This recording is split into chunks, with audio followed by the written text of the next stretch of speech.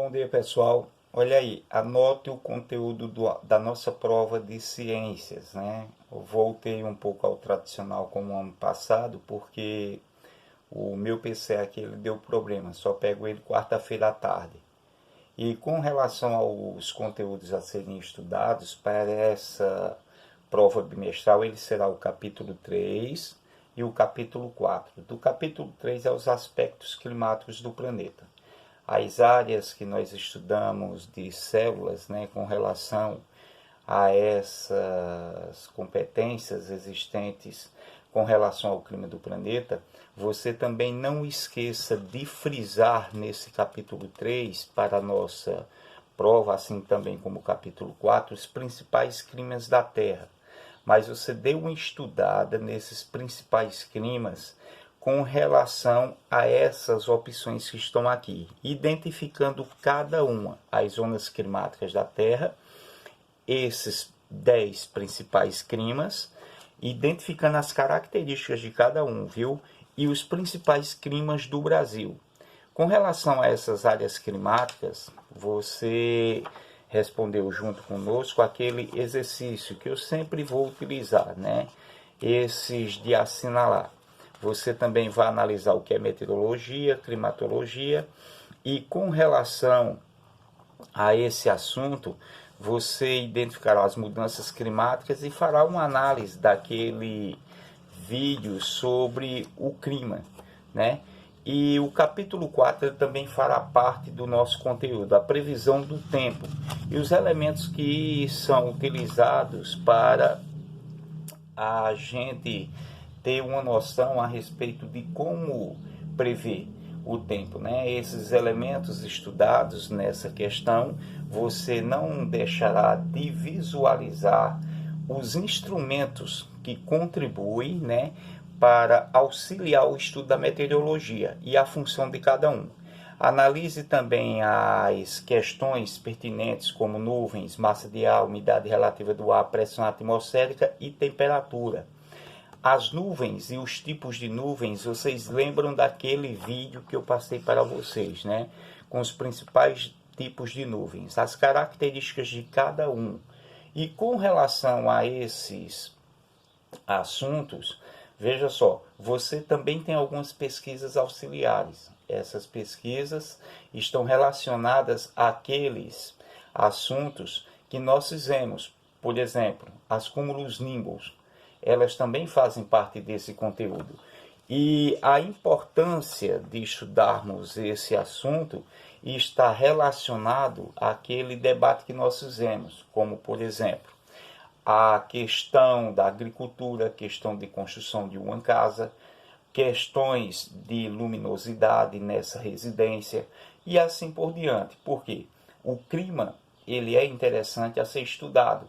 Se na minha área, por exemplo, chove bastante, aqui em Barra do Guabiraba, estudo do meio, por exemplo, eu não vou fazer uma casa na beira do rio, porque a precipitação por chuvas orográficas nessa minha região é muita.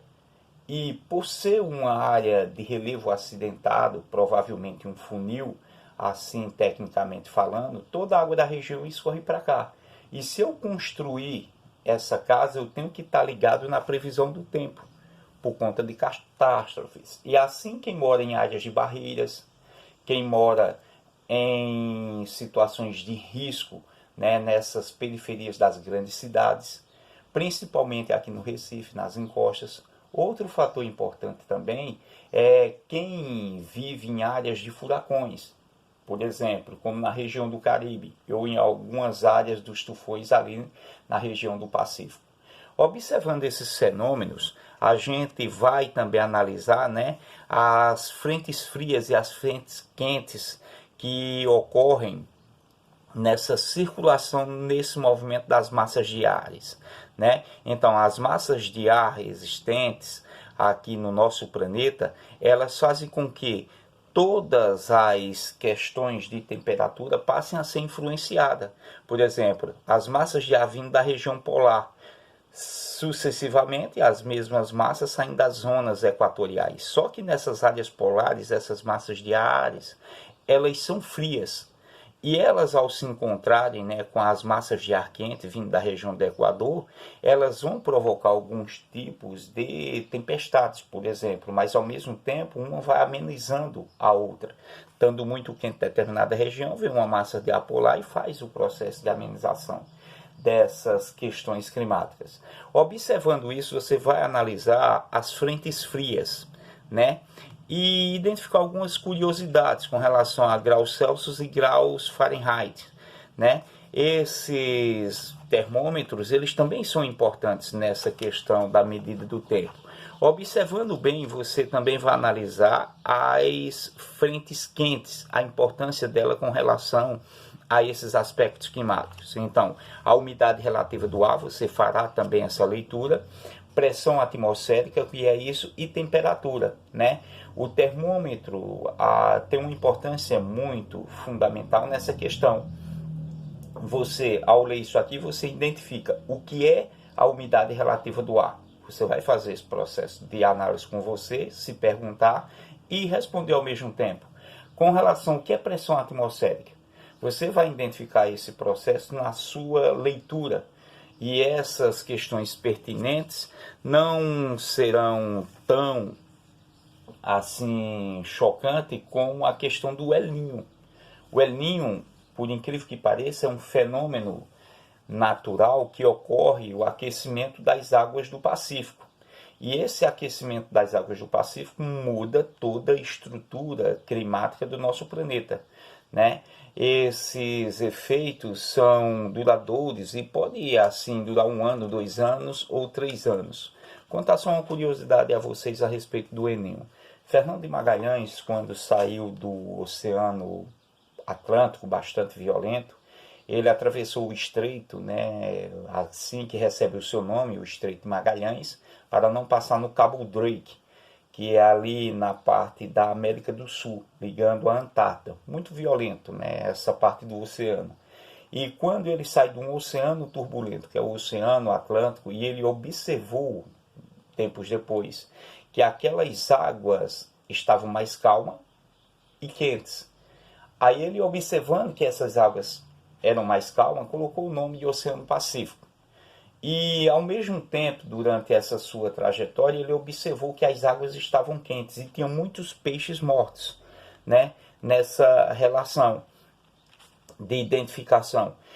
E colocou o nome do fenômeno El Niño, porque era período de Natal. Então, quando esse fenômeno ele ocorre, ele tem uma certa evaporação gigante nessas massas líquidas do nosso planeta, que, para você ter uma noção, o Oceano Pacífico é o maior oceano da Terra. Ele é maior do que todas as terras remessas existentes, ou seja, maior do que todos os continentes. E com relação a essa precipitação das chuvas produzida, provoca, né, danos gigantes em várias partes do mundo.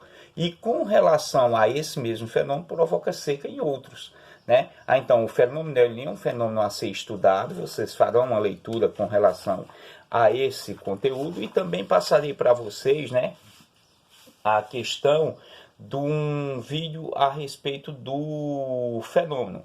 Você analisa aqui um ano normal com relação ao El Niño, as camadas diárias aqui produzidas e a questão da circulação das precipitações. Você identificará também essa questão do aquecimento nessa parte do oceano, e em ano com o El Niño bastante intenso, você já observa que há seca em determinado local, e essa circulação de precipitação vai afetar o clima em várias partes do mundo, inclusive no continente americano. E observando esse assunto do El Niño, que é um conteúdo a ser analisado para a nossa prova, eu vou passar para vocês a questão, né, pertinente com relação a esse assunto, que são os exercícios fundamentais, né, para complementar esse conteúdo. Então, a nossa prova, eu não tenho a data ainda, mas já está marcado o assunto, viu, que será para a semana. Assim que eu chegar aí e tiver contato com vocês, será a prova. E o capítulo será o capítulo 3 e o capítulo 4, esses conteúdos estudados por a gente. Vou passar o exercício para vocês responderem. Faça o resto da leitura desse capítulo 4, com foco principalmente nos instrumentos que auxiliam o estudo do clima, os principais tipos de nuvem e o El Niño, tá certo? Vou passar o exercício para vocês.